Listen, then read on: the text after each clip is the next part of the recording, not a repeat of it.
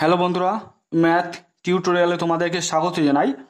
আজকে আমি এই ভিডিওতে আলোচনা করব ষষ্ঠ শ্রেণীর ভূগোল বইয়ের অধ্যায় 7, অধ্যায় 8 আর অধ্যায় 9 এই তিনটে অধ্যায়ের বড় প্রশ্নগুলো আমি আলোচনা করব। এর আগে আমি তোমাদের 1, 2, 3 এই তিনটে অধ্যায় মিলে একটা পার্ট কমপ্লিট করেছিলাম, আর 4, 5, 6 এই তিনটে অধ্যায় মিলে আর একটা পার্ট কমপ্লিট করেছিলাম। তো দুটো পার্ট কমপ্লিট করেছি, এটা হচ্ছে 3 নম্বর পার্ট। ঠিক আছে, তো আমি 3 নম্বর পার্টে এই 7, 8 আর 9 এই তিনটে অধ্যায় কমপ্লিট করব। আর আমি তোমাদের পুরো ভূগোল বইটার অতি সংক্ষিপ্ত টাইপের প্রশ্নগুলো উত্তর সহ অলরেডি আপলোড করে দিয়েছি। তো যারা দেখোনি তারা অবশ্যই প্লে লিস্টে গিয়ে দেখে নিও, অথবা ভিডিওগুলোর লিঙ্ক আমি ডেসক্রিপশনে দিয়ে দেবো। তো তোমরা অতি সংক্ষিপ্ত টাইপের প্রশ্ন আর এই প্রশ্নগুলো যদি কমপ্লিট করো তাহলে আশা করছি তোমাদের পরীক্ষায় আর কোনো অসুবিধা হবে না। তো দেখো তোমাদের জন্য আমি কি কি প্রশ্ন বানিয়েছি। দেখতে পাচ্ছ ষষ্ঠ শ্রেণী ভূগোল অধ্যায় 7 আবহাওয়া ও জলবায়ু।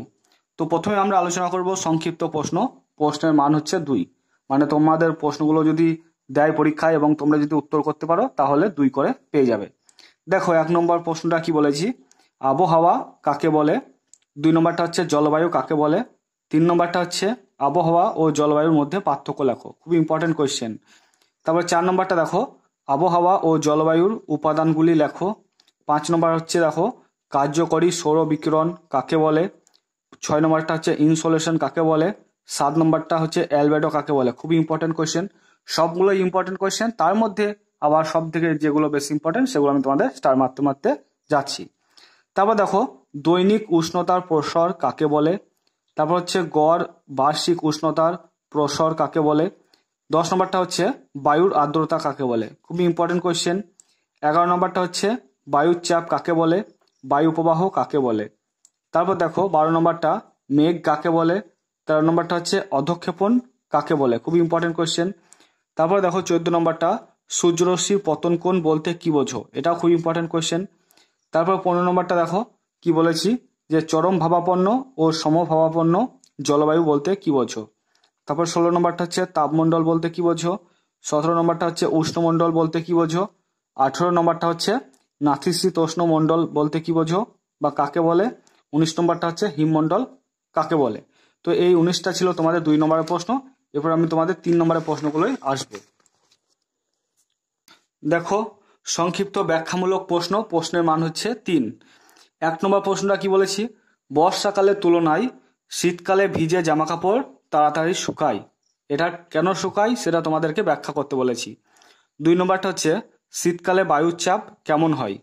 3 নম্বরটা হচ্ছে মেঘমুক্ত রাত্রি অপেক্ষা মেঘাচ্ছন্ন রাত্রি বেশি গরম কেন। 4 নম্বরটা হচ্ছে দিনের বেলা আকাশ মেঘলা থাকলে দিনের তাপমাত্রা বেড়ে যাবে না কমে যাবে বা কম হবে। 5 নম্বরটা হচ্ছে মেরু অঞ্চলে সারা বছর শীতল থাকে কেন। তারপর 6 নম্বরটা হচ্ছে শীতকালে মানুষের তাপমাত্রা টান ধরে কেন। 7 নম্বরটা হচ্ছে দেখো তাপ ও তাপমাত্রা বা উষ্ণতার মধ্যে পার্থক্য লেখো, খুব ইম্পর্টেন্ট কোয়েশ্চেন। 8 নম্বরটা হচ্ছে পশ্চিমবঙ্গের জলবায়ুকে ক্রান্তীয় মৌসুমী জলবায়ু বলা হয় কেন। 9 নম্বরটা হচ্ছে দেখো বায়ু প্রবাহের কারণগুলি লেখো। 10 নম্বরটা হচ্ছে সমষ্ণরেখা কাকে বলে, এর বৈশিষ্ট্যগুলো লেখো, খুব ইম্পর্টেন্ট কোয়েশ্চেন। তারপর এখানে 1-এরটা খুবই ইম্পর্টেন্ট কোয়েশ্চেন ছিল, তারপর 3-এরটা খুবই ইম্পর্টেন্ট কোয়েশ্চেন ছিল, ঠিক আছে। তারপর 5-এরটা খুবই ইম্পর্টেন্ট কোয়েশ্চেন, যে মেরু অঞ্চলে সারা বছর শীতল থাকে কেন। এরপর আমি তোমাদের রচনাধর্মী বা বড় প্রশ্ন দেখাচ্ছি। দেখো রচনাধর্মী প্রশ্ন, প্রশ্নের মান হচ্ছে 5, মানে 5 করে থাকবে। প্রথমটা হচ্ছে দেখো আমাদের চারপাশের বায়ুমণ্ডল কত রকম ভাবে উত্তপ্ত হয়। তো তোমাদের পরিচলন, বিকিরণ, পরিবহন এই 3টে পদ্ধতি কিন্তু লিখতে হবে। 2 নম্বরটা হচ্ছে দেখো বৃষ্টি কিভাবে হয়। 3 নম্বরটা খুব ইম্পর্টেন্ট কোয়েশ্চেন, যে বায়ুমণ্ডলের উষ্ণতার তারতম্যের কারণগুলি লেখো। 4 নম্বরটা খুব ইম্পর্টেন্ট কোয়েশ্চেন, যে উচ্চতা বৃদ্ধির সঙ্গে সঙ্গে উষ্ণতা হ্রাস পায় কেন। তারপর 5 নম্বরটা দেখো, এটাও খুব ইম্পর্টেন্ট কোয়েশ্চেন, যে অক্ষাংশের ভিত্তিতে পৃথিবীর প্রধান প্রধান তাপ বলয়গুলি চিহ্নিত করে তা আলোচনা করো। তো তোমাদের এখানে উষ্ণমণ্ডল, তারপর হচ্ছে হিমমণ্ডল, নাতিশীতোষ্ণ মণ্ডল, এগুলো তোমাদেরকে লিখতে হবে। 6 নম্বরটা দেখো পৃথিবীর জলবায়ুর উপর মানুষের কাজকর্মের প্রভাব লেখো। তো এই ছিল তোমাদের 7 নম্বর অধ্যায়ের, মানে আবহাওয়া ও জলবায়ুর অধ্যায়ের বড় প্রশ্ন। এরপর তোমাদের আমি 8 নম্বর অধ্যায়, যেটা হচ্ছে বায়ু দূষণ, এই চ্যাপ্টারের যে বড় প্রশ্নগুলো আছে সেগুলো আলোচনা করব। তো দেখো ক বলে দিয়েছি সংক্ষিপ্ত প্রশ্ন, প্রশ্নের মান হচ্ছে 2। 2 নম্বরের প্রশ্নগুলো প্রথমে আমরা দেখব, তারপর 3 নম্বর, তারপরে 5 নম্বর। দেখো 1 নম্বর প্রশ্নটা কি বলেছি, যে দূষণ কাকে বলে। 2 নম্বরটা হচ্ছে বায়ু দূষণ কাকে বলে, খুব ইম্পর্টেন্ট কোয়েশ্চেন। বায়ুমণ্ডলের 2টি বিষাক্ত গ্যাসের নাম লেখো, খুব ইম্পর্টেন্ট কোয়েশ্চেন। 4 নম্বরটা হচ্ছে দূষিত বাতাস শরীরে ঢুকলে কি হবে। 5 নম্বরটা হচ্ছে কলকারখানা থেকে কিভাবে বায়ু দূষিত হয়। 6 নম্বরটা হচ্ছে বিশ্ব উষ্ণায়ন বা গ্লোবাল ওয়ার্মিং কাকে বলে। 7 নম্বরটা হচ্ছে স্টোন ক্যান্সার কি। 8 নম্বরটা হচ্ছে দেখো অ্যাসিড বৃষ্টির ফলে কি ক্ষতি হয়, খুবই ইম্পর্টেন্ট কোয়েশ্চেন। 9 নম্বরটা হচ্ছে জনসংখ্যা বৃদ্ধির সঙ্গে বায়ু দূষণের সম্পর্ক কি। 10 নম্বরটা হচ্ছে দেখো অপ্রচলিত শক্তির প্রধান উৎসগুলি কি কি। 11 নম্বরটা হচ্ছে দেখো গ্রিনহাউস গ্যাস কি। তো 9 নম্বরটা খুব ইম্পর্টেন্ট, যে জনসংখ্যা বৃদ্ধির সঙ্গে বায়ু দূষণের সম্পর্ক। তারপর অপ্রচলিত শক্তি প্রধান উৎসগুলো কি কি, এটা খুব ইম্পর্টেন্ট কোয়েশ্চেন। এবার আমি আসছি 3 নম্বরের প্রশ্নে, সংক্ষিপ্ত ব্যাখ্যামূলক প্রশ্ন। প্রথম প্রশ্নটা হচ্ছে দেখো ধূমপান স্বাস্থ্যের পক্ষে ক্ষতিকারক কেন, খুব ইম্পর্টেন্ট কোয়েশ্চেন। 2 নম্বরটা হচ্ছে বায়ু দূষণের ফলে কিভাবে ওজোন স্তর ক্ষতিগ্রস্ত হচ্ছে, এই ওজোন স্তর ক্ষতির প্রভাবগুলি লেখো, খুবই ইম্পর্টেন্ট কোয়েশ্চেন। এরপরে 3 নম্বর প্রশ্নটা কি বলেছি দেখো অপ্রচলিত শক্তি ব্যবহার করে কিভাবে বায়ু দূষণ রোধ করা সম্ভব। তারপর দেখো 4 নম্বর টিকা লেখো, একটা হচ্ছে অম্লবৃষ্টি আর একটা হচ্ছে আর্থ আওয়ার। দুটো টিকায় তোমরা ভালো করে মুখস্থ করে ফেলবে। এবার গয়ের দাগে দেখো বলেছি রচনাধর্মী প্রশ্ন, প্রশ্নের মান হচ্ছে 5, মানে 5 করে থাকবে। যে রচনাধর্মী প্রশ্ন মানে বড় প্রশ্ন, সেগুলো আলোচনা করছি। প্রথমটা হচ্ছে বায়ু দূষণের প্রাকৃতিক ও মনুষ্যসৃষ্ট কারণগুলি লেখো, অথবা বায়ু কিভাবে দূষিত হয়, খুব ইম্পর্টেন্ট কোয়েশ্চেন। 2 নম্বরটা হচ্ছে আমাদের ঘরের বায়ু কি কি কারণে দূষিত হয়। 3 নম্বরটা হচ্ছে বায়ু দূষণের ফলাফল বা ক্ষতিকর প্রভাব লেখো, খুবই ইম্পর্টেন্ট কোয়েশ্চেন এটা।